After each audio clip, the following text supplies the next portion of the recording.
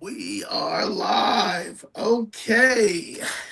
Um, Good morning, everybody. Good morning, good morning, good morning. This is Checks and Balances, episode 9. I am Zoe, and we are joined by John H, aka John Heiderscheidt. Today we are breaking down the First Amendment, protest, free speech, and the question of bias. The right to speak, assemble, and protest is one of the core protections in the United States. But in today's environment, there's growing debate about whether those rights are being applied equally across the board.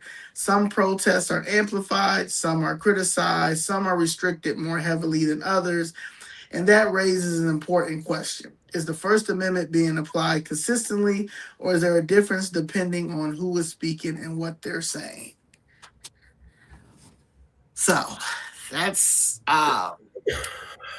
yeah, I've been fighting my First Amendment since 2023. I've been arrested at City Hall for speaking out against what's going on with the situation with my mother and my godfather's building. There are rules and regulations that are down there because of myself and a few other people, but mainly myself trying to persuade us for not coming down there anymore. I've been banned twice for speaking out against the corruption and the injustices that I feel is going on in this city and our community. And The very same people that are pushing me away, and instead of trying to even come to some type of agree to disagree or finding some type of solution, because I'm not going to stop to the point that it's gotten out of control. I have a lawsuit against the city of Chicago now for violating my rights and content in the Open Meeting Act, which is hilarious because Brandon Johnson is trying to use the same Open Public Meetings Act law against Matt Brewer and CHA, which is out of context. So they probably chat GPT that and just thought that they were going to go with that. If there So is any mayoral administration in America that turns its legal analysis over to Chat GPT alone, it's yeah, this one without a doubt. I could see our mayor sitting there with Claude, pushing Claude to give just the answers he wants to hear, and it's crazy. I mean, uh, this gets. I think sometimes you have to take a step back and ask yourself what existed before America, because America is a really new concept in the terms of human history and society. And I'm going to share a little anecdote from when I was in college at Marquette. Marquette. Go Eagles! We better have a good basketball year next year. We had our worst season in like a decade and a half. And the coach is, I like the coach, and I think he's a good recruiter. So I hope that it was just a one off. But so when I was a baby, well, not a baby, but like an adolescent, an older adolescent in college, I took a history class, and I think it was like a religious history class. And the professor was talking about what it was like in Roman times. Not today or yesterday or tomorrow, but like back when Rome ruled everything and they controlled all of Europe and into Asia and some of Northern Africa. And he said, we take America for granted because that's all we've experienced. But back in Roman times, if the government didn't agree with you, they just sent somebody to your house to put a sword in your stomach, and that was it. Or they lopped off your head, or they took your property. And we see that play into English history too. The Star Chamber, for example, the English crown has never been the friendliest political entity towards free speech. And that's why did everybody come here? Why did they build little wooden boats and sail an ocean that sank the Titanic? It was to get away from that stuff. And so it's not an accident that not only, when they talked about the Constitution, the Articles of Confederation had failed, America's forming, becoming what it's going to start out to be. And they get into the Constitution, and they only agree to ratify the Constitution if there was going to be a Bill of Rights, because they wanted to make sure that people knew that there was individual liberty in America, the right to speak, the right to have a gun, the right to be free from unreasonable searches and seizures, the right not to have soldiers quartered in your home against your will, the right to be free from excessive bail, cruel and unusual punishment, all of those things, the stuff in the Fifth Amendment, the Sixth. What is the first one they chose? The first one they chose was to say that we all have the right to speak our mind. And if you look at the Federalist Papers, what they talk about is allowing for a broad and robust town square of ideas where the people were free to accept or reject them as they pleased. And, why did we have 15 to 20 million people come across our southern border in the Biden administration? Well, because the Maduro regime, before it was, ended, the Maduro regime it did worse than even what you experience here. They go into your house and they take your stuff and they point a gun at your head and they'd say, "You're with us or you're going 6 feet into the ground today." And that's the history of government. What we experience in America is the exception in human history, not the rule. And you can see that, you can see that play out across societal contexts, wherever you want to look at it. The whole of human history is kind of brutish and nasty when you think about it. But we decided when we created America that it was important that everybody have the right to say what they want, no matter how crazy, no matter how wacky. And that's why in 2020, so many people were allowed to march down the streets in mostly peaceful protests where cop cars were blown up and businesses were vandalized and bank windows were broken. And, we certainly, and you hit it on the head. So what is free speech? What is really the idea of free speech? Is what we're doing today. But what we don't have is the right to create an information highway for our speech to get out and reach every single person. For better or worse, in modern times, you've needed network access to get your face and your message out there. And social media is kind of changing the landscape, and we have citizen journalists and activists who are doing what they can to bring what they believe are free speech messages and cover news events in the way they feel they should be covered. But I'm not sure how many of these citizen journalist groups really carry like the credibility that the networks used to carry. And the networks don't have much credibility anymore, but they still have more credibility than your average citizen journalist. When you look at like what Bari Weiss is doing with her publication, and she's kind of interwoven into 60 Minutes, you're starting to see the beginning of the merger of this idea of the citizen journalist, although I know she worked in major media before she went on her own. But the idea of the citizen journalist merging into the network, and now these networks are going to figure out how they can capitalize on individual citizen journalists and pick and choose messaging. But we talk about this all the time, and I'm sure some people feel like I sound like a broken record on it. But these media groups, they're not covering things with an eye towards who, what, where, when, why, and how. They're covering things with an eye towards shaping the opinions and pushing people in a certain direction than they ever have. And, I don't know how this happened. I don't know why people think this is great, but socialism is like the new thing. And everybody, this is all so wonderful, and we're going to make it more equitable for everybody. What we're going to do with socialism is make misery and poverty more expansive and accessible to everybody, but the government people who have the government privilege to live outside of the socialist system they're going to create for us. And it's dangerous. And in a socialist system, you don't have free speech. In a socialist system, powerful political entities can abuse court process to try and silence their critics.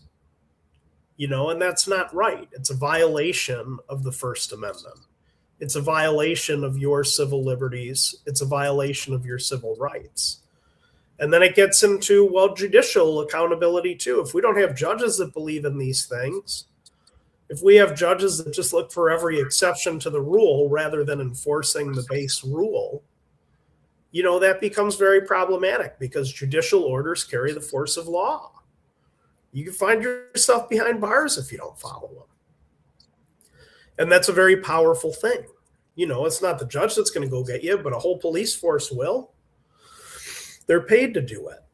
So, and it gets back into this idea of, and this is the real broad question of our time. And you can trace every societal ill and symptom back to this question right now. Is the world going to organize under a sort of one world bureaucratic government structure? Or are we all going to be our own 190 or 210, 12, whatever the number is, nations that do their own thing and are responsible for themselves in a quote unquote nationalist lens? And under the cover of sovereign nations? Or are we all just going to be citizens of the one planet Earth? And, go watch some of what they're talking about at the World Economic Forum. Go watch about how they're talking about commoditizing air and water. The result of a socialist government is a government that controls everybody and makes everybody think the same way. And what happens in a socialist structure when that breaks down, because it always breaks down because you run out of everybody else's money, it's the gateway to full-on communism. What then happens is the government just becomes a hammer to crush anybody who stands in the way, because otherwise it's going to be overthrown because it's so ineffective at delivering what people actually need from a government. So, free speech is the bedrock of American society. You have sometimes you say things I don't agree with. I don't want to silence you. I'm sure sometimes I say things that you don't agree with. You don't come over and put your hands on me. We have reasoned discussion because we're people, not animals. And that's what socialism is. Socialism is to reduce us back to our base structure and turn us against each other while the government takes all of the private wealth that we've accreted over the course of our lives and over the course of generations. And it's dangerous, it's wrong, and it's got to stop. And the biggest thing we can do is fix the schools. The biggest thing we can do is reprioritize and refocus on delivering an education that works and doing it in a way that, the zip code lottery doesn't affect the quality of the education that you get. Every kid in America, no matter where they're born, deserves a high quality education, access to it. And if we have to create programs like, where you go and you give, education becomes less costly, but you have to dedicate some of your practice to low-income people so that low-income people can start to access some of the services they need to pull themselves out of the low-income stratosphere. We have to find a way to be able to deliver a world-class education for everybody, but it's not free. And we have to find a way to pay for it. And, the way we do it in Chicago doesn't work. We've proved that. We prove it every year. The latest fight about the May 1st protests, give me a break. We're going to shut the schools over what? Over what? Right. What don't you control in Chicago? It's not the mayor's office. It's not the city council. It's not the Cook County board. It's not the Cook County president. It's not the Cook County sheriff. Certainly not the Illinois legislature. Certainly not the governor. Certainly not the courts or the attorney general. Yeah, like it's getting to the point. It's not Nixon. I'm sorry, it's not. It's losers who make bad decisions because they personally gain from those bad decisions. Yeah, I think my my gripe with because like I've never one I think one of the things that irritates me more than anything is how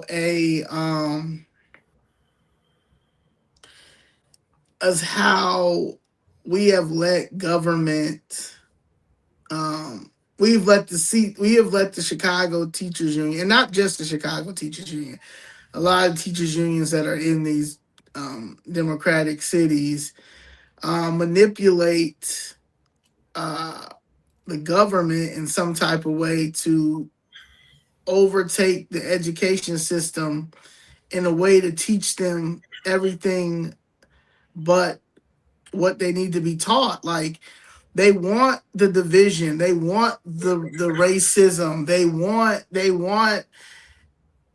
the what the story has always been, how the how the state, how the country was built on, black people being oppressed from slavery to now they're here. We just can't never get a come up. Like, I think I'm just tired of that. I'm just tired of, like, we just can't never get a come up. Like even with me, right? Like these people are literally punishing me and my family for me speaking out about the injustices that's happening, not just with me, but with a lot of our properties that are being taken from us and our business are being taken from us. And you sit here with the same people that are supposed to say they're fighting for us and to get us liberated, but are doing the oppression. And it's happening in our community. I mean, it's happening in our school system. And if anybody speaks out against it, they they automatically go into attack mode, automatically go into victim attack mode, and then do stuff like, try to punish a person for speaking out. If they can't jail you, then I guess they go get a restraining order. You understand? So it's just like, I just, when are we going to be able to uh like, when is it going to, when are we going to be able to have a discussion, like you were saying earlier, like where conservatives, or not even it don't even have to be a conservative, you know what I'm saying, just a person who actually cares about children, understands curriculum, understands that you guys are supposed to follow policies and guidelines, because we once were students, we once were kids. I didn't have a bet in elementary school. We weren't taught none of the things that they're teaching these kids now. You know, we're in junior high, they're not teaching none of these things that they're teaching the kids now, even high school. So I just want to know, like, are we able to talk, like, why are we not able to talk about it? Even when it comes down to the school board, you, there's a lottery that you have to go online, discuss, and then, I mean, go online, put your name in there, and if they know that, like, if they see it's me, they're not gonna call me. They're not gonna call me. They're not gonna call anybody that's associated with me to speak out about what's going on. So I feel like with school, it's not it's not fair. Like, I feel like the like, someone needs to come. Like, I read that during before Obama got in office as the president of the United States, the federal government had to take over CHA because they were doing everything that they're doing now. They were doing, it was getting ridiculous. So they had to come in and oversee Chicago Housing Authority. And they were actually doing right because the federal government had to come in and really see what they were doing and checking on them and all of those things. But then when Obama got in there and Daley asked, could Chicago get Chicago Housing Authority again? We'll take care of stuff like that. He put, I think it was Daley's brother or something, that as the CEO of Chicago Housing Authority, but it went back to what it is now. So the thing is, but when the federal government did have Chicago Housing Authority, they were actually doing what they were supposed to do at that time. And I feel like the same thing has to happen with Chicago public school system. Somebody has to, because if not, our kids are not going to learn anything. Yesterday, you saw that the Board of Education boards, and I want y'all to understand that coming up is a new mayor and a new board, a new Chicago Board of Education. We need to get some new people up in there that actually know what they're doing. They're not going to be going by what CTU is just trying to do. Parents need to say and have a say as well. These are their children. But we need to have some type of oversight. And if we're not going to have the oversight, they're going to continue with the May Days. They're going to continue with the No Kings protests, because their goal is for the next presidential election. If the Democratic Party does not get in, they plan on just doing a massive general strike. They're trying to take every capitalist person down, every business down, every bank down, so they can control everything. They can control everything and tell us what we need to do, what we need to eat, where we need to work at, where we need, not even where we need to live at, what our kids are going to be taught. You're going to you're going to make sure that we don't reproduce. You're going to push the transitions. You're going to make sure that we don't have the best maternity care in our communities. Like, it's sick, John. It's sick.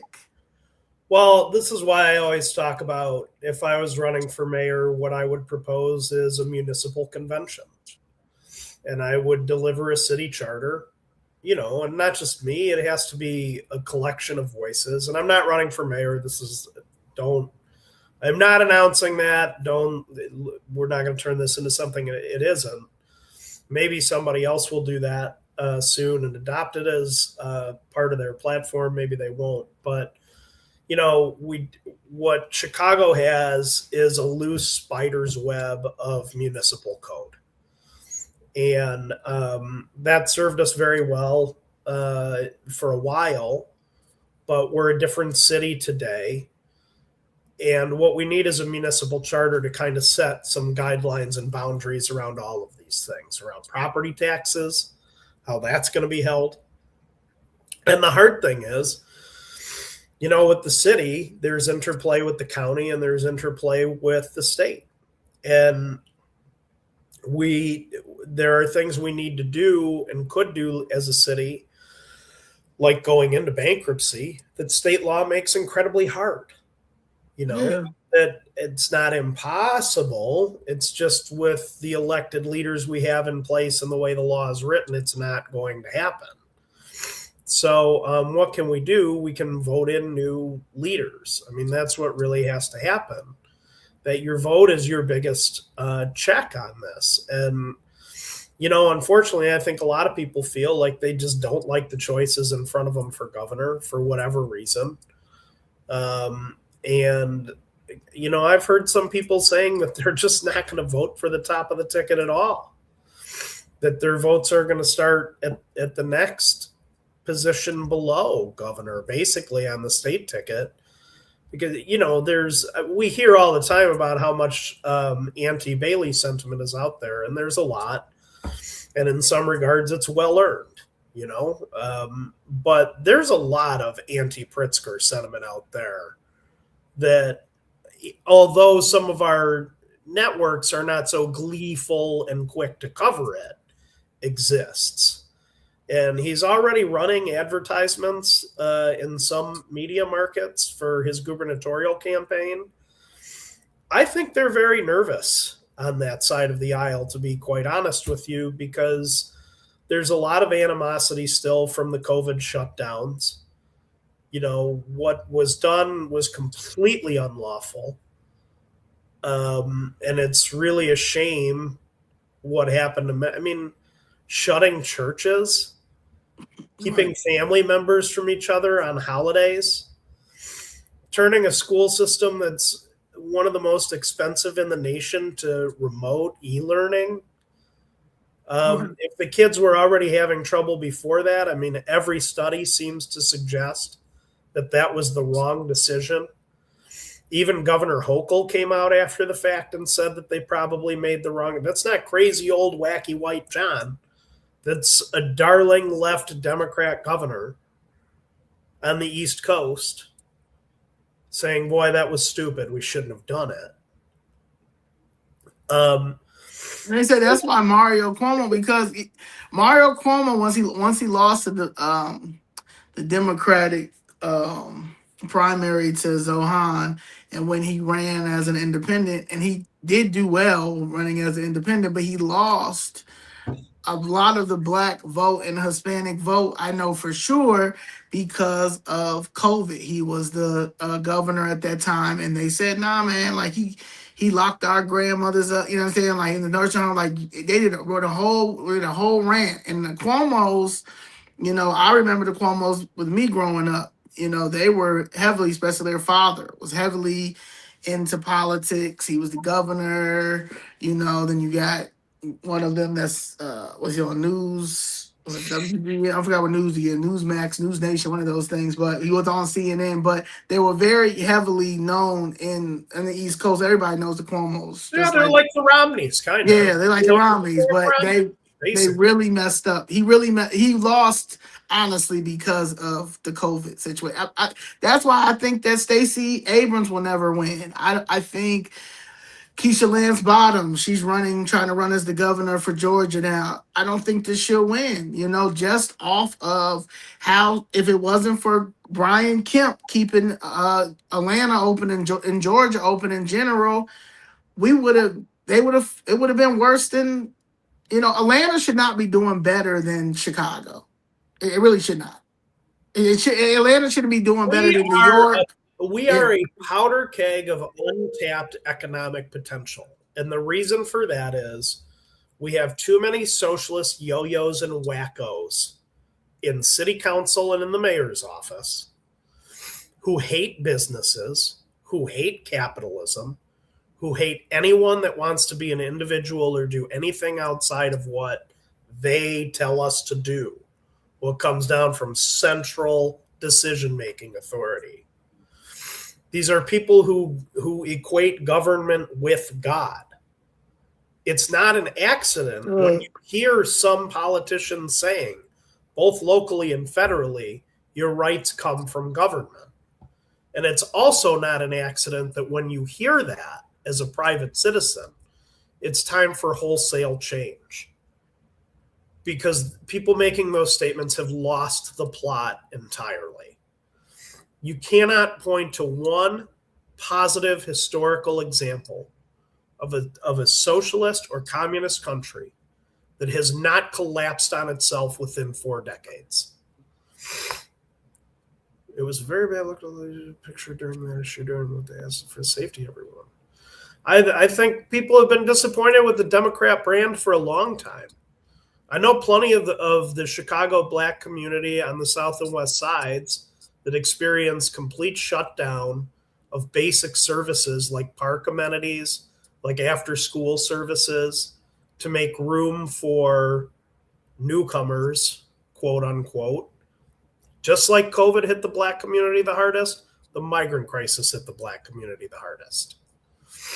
And you know, they can get up and talk about how wonderful the Safety Act is. Well, there's a lot of black people in Illinois who are being held pretrial detention with no way to get out, no access to cash bail, because of that super wonderful, hip, non-racist Safety Act that everybody loves so much.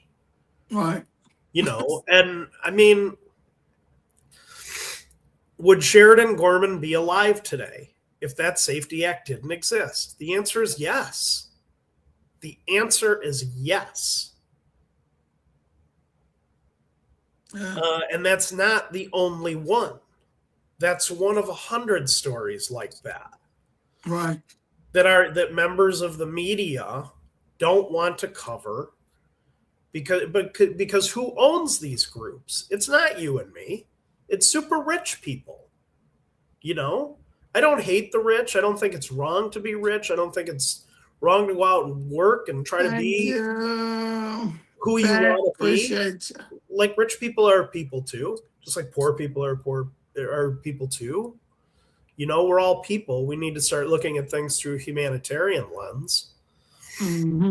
And we can certainly get better at how we collect revenue and use that revenue to society's collective advantage.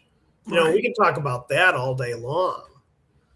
But this attitude of business owes us everything, they're awful and racist and evil, and you can't be with them and be on the right side of the progressive movement or whatever.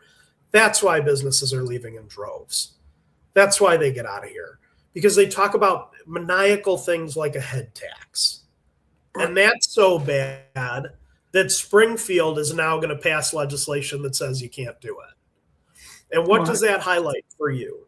That you have a mayor in this city who has no allies in Springfield, who is as reviled down there as he is up here. We have a malevolent fool running the city of Chicago. Idiot. And if we leave him unchecked, he will burn this place down. We got 400 days left. Anything other than Brandon. Never Brandon. Never Brandon. Never again. Get lost. Go back to CTU headquarters. Get yourself a nice office. Have everybody tell you how wonderful and special you are, and do that. Get out of running this city. Yeah, I think one of his things, like I said, I'll never go forget that his and they had to move. They're quiet about it, but they said they moved her to another position. I guess they keep doing Kennedy Bartley, but she said like, "Oh yeah, Brandon's a nationalist," and it's like, this is the dumbest nationalist I've ever encountered in my life. Like, he cannot be a nationalist. There's no way in the world this man could be a nationalist. Who in the called way that Brandon Johnson a nationalist? Kennedy Bartley. She said, yeah, and she I will never forget. Like we had lunch together, and that's because I had I said something about her on X, and she DM'd me, and then when I seen her at City Hall, she said, hey, can we talk? And then I found out that she went to school. Her and my sister went to school together. They graduated together. They knew each other. So I sat down, I talked, and I told her this was in 2024. Had to be in 2024. And I told her, I said, he is terrible. And I break down like he's not gonna, if he wants to try to even get another term, he has to make right. And I broke down all these things, and I broke down everything that he's messing up with. And I remember her saying, like, well, Brandon's a nationalist. And I'm like, there's no way in the world he's a nationalist. There's no way in the world he's a nationalist. And y'all have him believing that he's a nationalist. In your own little world, your own little Marxist and communism weird world, y'all have this thing like he's a messiah, he's a king, and he is a buffoon. A buffoon, and an embarrassment to Chicago, an embarrassment to the West Side, to the South Side, to the business district, to the education system, to everything. Like, he is no one likes him. So to sit here and for y'all to try to push this, he's a Malcolm X. Do you really believe that if I were mayor, I could appoint an anti-Semite, an avowed, out loud, out proud anti-Semite to the school board, and it wouldn't be the end of my career? They'd be camped out in front of a fifth hall. They'd be camped out in front of my house. They'd be watching me at the gym the 1 or 2 times a year I go to the gym. They'd be sitting with me at the movie theater, reaching into my popcorn bag. Why'd you appoint the anti-Semite? Right. And they should ask that. Any normal media ecosystem would ask that question. Right. The Trib and ABC and NBC, and they can't find their notes. Right. Oh, but it sounds normal enough to me. When do I go get my coffee?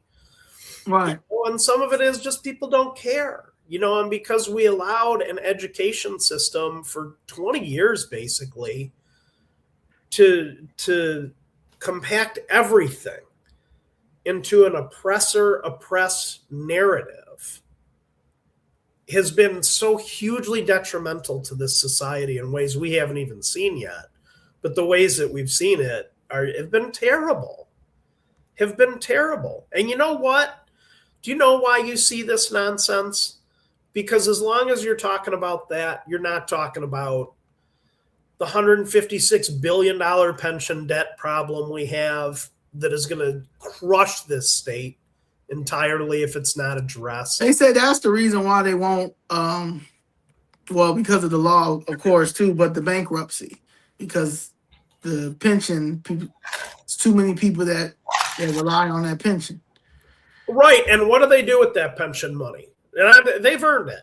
I'm not saying if you went and you worked and you earned your pension, God bless you and you earned it. Nobody should take it away from you. Nobody. I'm not saying that. I'm not advocating for it. I am not. Where do they go with that money? Out of state. Because they don't want to live here with it anymore. What? So we're going to pay $165 billion or whatever over time to 100,000 people or 500, whatever the number is. And 10% of them are going to live here. Right. We're sending all that money in a state that is dead broke, that desperately needs new residents, that desperately needs an influx of capitalism, that desperately needs an influx of modern. Caterpillar left here. Right. J.B. Pritzker said, if you don't like it, leave, and Caterpillar left. The Chicago Bears are leaving here because this state is such a mess. Such a mess. And no one knows how to govern. Nobody. Pritzker don't know what he's doing. They don't want to. Yeah. They don't want to do it. It would upset the people at Billionaire Jay's socialist tea time table. And so it's not going to happen. And here's the thing. Here's where socialism is really coming from. And people need to know this. People need to understand this. Over the last 25 years, your federal government has spent money more irresponsibly than a drunken sailor on shore leave. And the note has come due. And they're going to be able to pay for it one of two ways. They're going to start really taxing the 1% and taking more and more from the 1% in the businesses. Now, how do you think the 1% in the conglomerate businesses feel about that? Right. They're not going to, no way.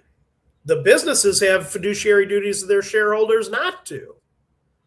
So the next best way to pay for it is to create a socialist society structure and collapse the 2 to 5% on itself and take all the wealth that the 2 to 5% have and distribute it out to everybody else. And number one, it will not be distributed the way they tell you. They'll all put it in their pockets and it won't go to a single thing like education or food banks or anything else. You can forget that. Right. And number two, it is going to create a true aristocratic society in this country where like 1 in every 500,000 is able to afford life. And the rest of us are poor as could be. And we get our apartments and our food on the grace of a totalitarian government that tells us what to think and how to think it. And if we don't go along, you'll be thrown out of your apartment and you won't be able to eat. You know? And I know which, you know, unfortunately, it's time for the truly wealthy in this country to pay what they need to keep it going. Right. You know, and I think and that's fair. You know, that's fair. And if you love this country and you've built your wealth in this country and you're able to travel and make wealth out of the country, yes. I mean, it's only right. And I feel like I would, you know, I'm a big capitalist. Like, I don't mind paying tax. Like Dick Gregory says all the time, he used to say all the time, rest in peace, my man. He says, I wouldn't mind paying taxes to a more friendlier country. Or one that does something with it that makes sense. Yeah, like I want to make sure my taxes go to the kids, the CPS kids that are homeless, that are in shelters. Quality schools, housing. Quality schools, access to quality, access to the ability to start a business or to own a home. You know, what really spurred the middle class in this country was the GI Bill. That's what did it. And where, the government gave people, if you went and served, you got a free education, or you got a reduced tuition, or you got a down payment for a house if you didn't want to do school. That's the other thing. I mean, we really need to talk about societally, what is the value of every single person being in the education system until they're 29? Right. And 15 to 30, 16 to 30 are some of your peak earning years. You think of the way a person can earn money in their life. You can inherit, you can invest, you can invent, or you can labor. That's it. And for younger people, and for people who are in the lower economic stratosphere, labor is it. That's what they have. They've got labor and debt, labor to cover the debt service, basically. And, Right. we're not even talking about another piece of this component, which is AI and robotics, which is going to take labor away in droves. Good hospitals is another one. How many hospitals closed on the West Side this year? I just saw this in the news. Right. One community hospital on the West Side isn't going to serve a neighborhood of 200,000 or whatever it is. Because what? Because they threw all the money away on something stupid. Because they mismanaged the hundreds of millions of dollars that they got. Big shock. Big shock. It's big business. It's big business. It's the greedy way. That's the problem. We're dealing with too many people like Pritzker. Pritzker is a billionaire. And will be a billionaire until, even regardless of he gets locked up for all of the stealing that he has done on top of him being a billionaire. He can really do some good things for all in the state of Illinois if he really cares about the state. But he doesn't. His lone talent is being rich. He bought the governor's seat, bought it. Reached into his big billionaire wallet and bought it. So, and his only concern is, how do I get into that White House now? Yeah.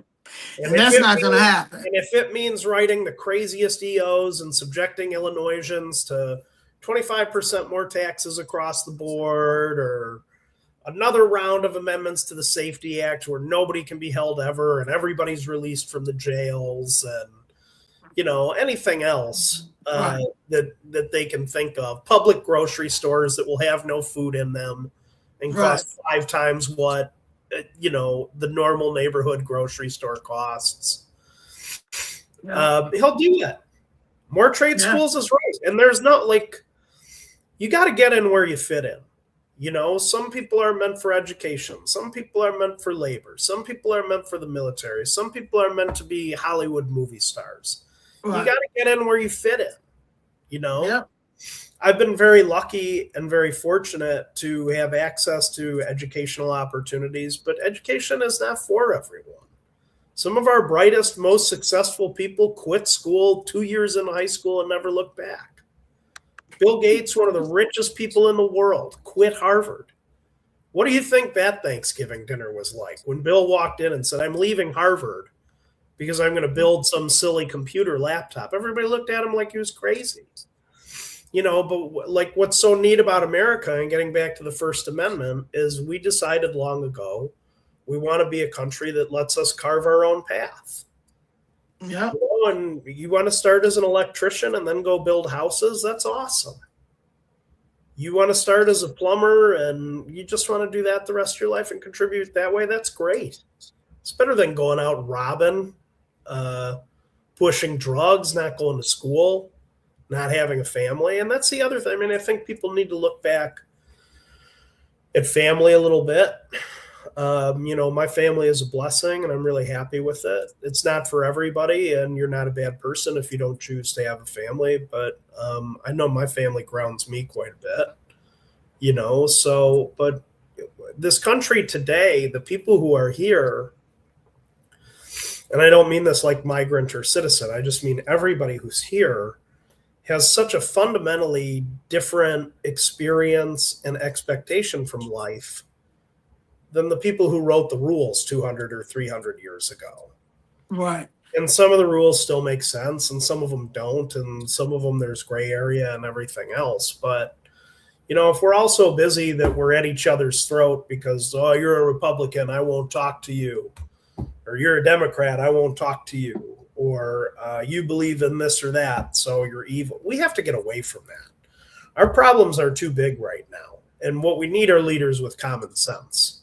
Right. And that's what's going to stop a lot of it. And as for CTU, like I'm not against unions. I think unions have actually done some great things for society. They can be exploited. They can be exploitive. They can abuse their power and authority, certainly. But they've done a lot of good for society, too. And they contributed in their own way to the rise of the middle class.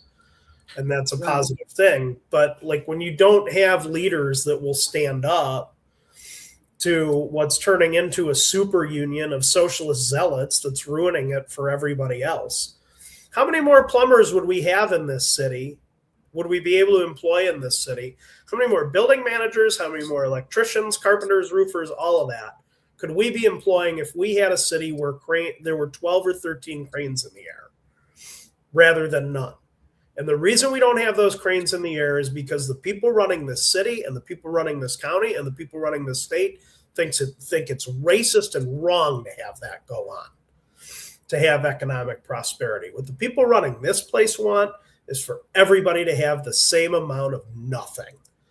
Other than the people who have, and let's end with this.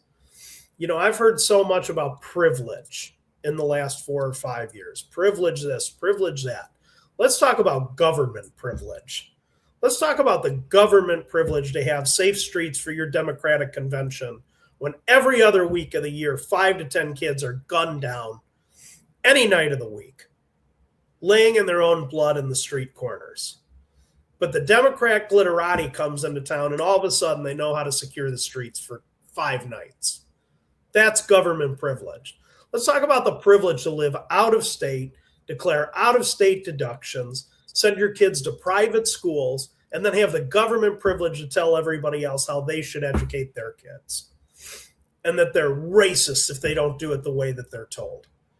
How about the government privilege to write 35 consecutive executive orders, shutting us all out in our houses, and then sending your family members to your billion-dollar estate in Wisconsin and Florida and everywhere else so they don't have to live in the society you've created for us? Yep. We have garbage can leaders, and that's the problem. And it's across the board. Across the board. Vote them out. Vote them out. We need to go. We need a whole new. We need a whole new. Like when I say I ain't never seen nothing like it. If you can't bring yourself to vote for Republican, vote an independent this time around. Do not give the Democrats your vote. The government privilege to let a 58-time felon out, to light somebody on fire on the train, and you have the government privilege to have 150 CPD officers surrounding your home. Why you call them a sickness? It's pathetic. I know y'all watching. I know y'all have somebody watching from CTU and City Hall. I'm just letting y'all know. I'm putting y'all on notice. It's over for y'all. All right. You have any last words? I hope you get better. Yeah, thank you. I'm sorry if you hear me a little nasally or I look kind of pale today. We've had a cold running around in our house, and it's my turn now. So by next week, I'll be better. And, we got some really interesting things cooking, and I think we'll be able to talk about a lot more next week. Yes. Please. Thank you. Please like, share, and subscribe. This is episode 9. And it's powered by Subscription Lawyer. www.subscriptionlawyer.com, 312-331-0087. info@subscriptionlawyer.com, serving clients with criminal, civil, and immigration needs. Like I say, if you would like to stay here and you know that you do not have your citizenship and you would like to get your citizenship and you would like to come and assimilate to the American culture, please contact Subscription Lawyer at subscriptionlawyer.com. Thank you. Thank you, everybody. It's always nice to talk to you, and thanks for listening. Peace, peace.